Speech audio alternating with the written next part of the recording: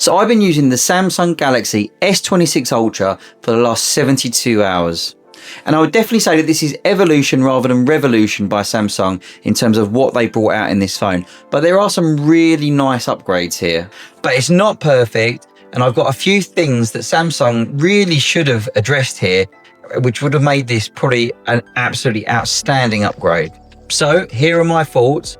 Let me know down in the comments what you think of the S26 Ultra. Now let's talk about design. And this is very subtle changes here, but it does actually make the phone a lot nicer to use on a regular basis. So there's more rounded corners here. It's slimmer at 7.9 millimeters, and that's compared to 8.2 millimeters of the S25 Ultra.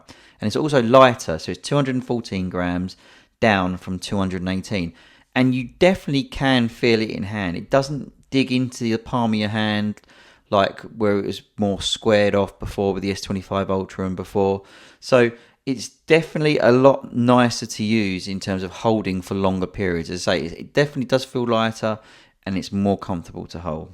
And on the back for the camera, we get this redesigned ambient island, which is a great name for just basically a camera bump. It's obviously different compared to the S25 Ultra, although it does make the phone even more of a wobble monster when it's laid down flat. If you're not using a case on this, it's just ridiculously wobbly now if you're trying to use it laid down flat on a desk. But in terms of aesthetic, I actually quite like it over the S25 Ultra in that respect. And also, we've gone away from titanium and moved to armor aluminium frame. Obviously, we'll see over time how durable that is and how it ages compared to the S25 Ultra. Now onto the display, and obviously the big selling feature that Samsung are pushing hard on this year, and is actually a really cool feature, is the privacy display.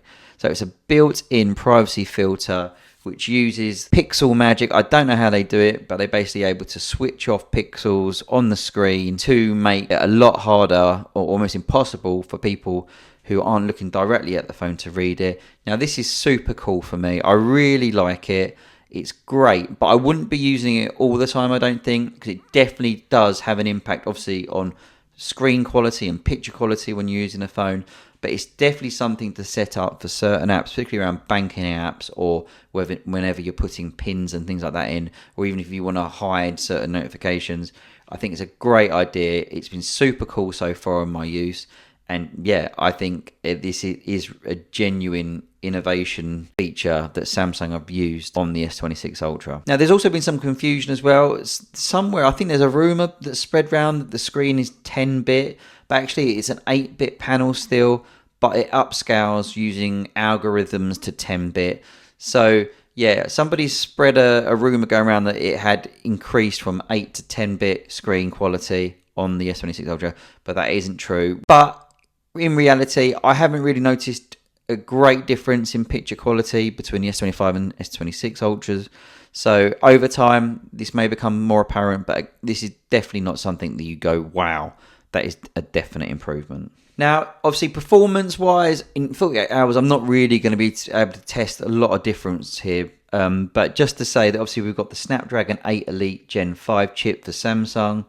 And that's obviously, Samsung are obviously trailing that should have a number of performance improvements around the CPU and GPU. And there's also a new vapor chamber here to help keep the phone cooler. But obviously, fresh out of the box, I've had no issues with performance on this. It's super fast performance, but general performance, battery life, they're obviously excellent straight out of the box, but obviously longer term, I'll be testing those out. Now, onto the camera. Now, in terms of numbers, we haven't really had any upgrades here in terms of actual megapixels on the camera. Although we do get a wider aperture on the main lens at 1.4. And I have to say that this is definitely improved, and I've seen this in my initial testing around low light photos and videos. I can definitely see a difference. But again, obviously, I'll be testing this out over time.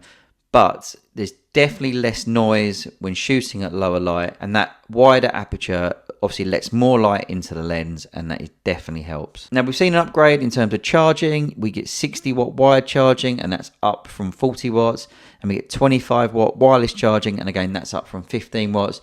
Now, this is a nice upgrade. I've been saying this for a while. Samsung definitely has needed to improve their charging game, and it's nice to have that ability to charge the phone faster. Obviously, you've got the buy the 60-watt charging brick that doesn't come in the box. But again, longer term, hopefully I'll see the benefits of having that 60-watt wireless charge. The ability to charge quicker is definitely a plus. But again, 60 watt is still lagging behind some of the Chinese brands. This is a good step in the right direction, but we definitely need to see further improvements going forward. Now on to software. Obviously the phone ships with One UI 8.5, and at the moment this is exclusive to this phone. And I would definitely say that these nice improvements here, they're very subtle. The One UI looks a little bit more refined, I would say. It's a little bit more snappier, and I really like it at the moment. Again, I'll be testing it over long term, and they'll be getting lots of software updates, I'm sure. And obviously this isn't an exclusive long-term feature for the S26 Ultra. The S25 Ultra and older phones will be getting One UI 8.5 as it gets rolled out over the next 12 months. So definitely keep an eye on your phone, because you might be getting that soon. And obviously everyone's talking about all the AI features. Some of these are really useful. Some of them you could put in the gimmick box. I'm going to be testing them out a lot more. The new Now Nudge feature, haven't really been able to get to work properly yet, so we'll see how that goes over time. But I do like some of the photo editing stuff. I know a lot of people have issues around it, but I think it's really cool. And why not have some fun with your photos? So as I said at the start, I think this is a really nice, refined S26 Ultra. However, there are some things missing which have been, obvious things to include. For example, they didn't include the magnets to allow for Qi 2 wireless charging and accessories.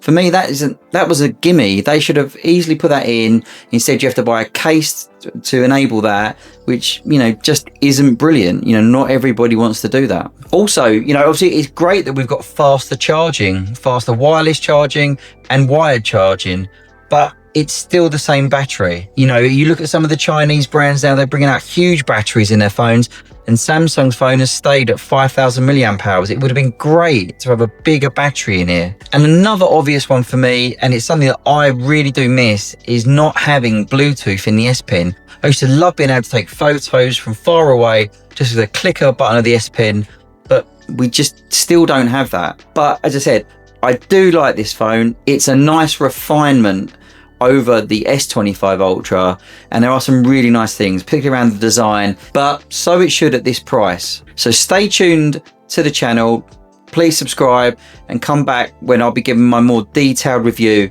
in a few weeks' time. Until then, let me know down in the comments, what do you think? Are you planning on picking up an S26 Ultra, or are you going to stick with the phone you've got now? Let me know down in the comments. Thanks for watching, and until next time, cheers!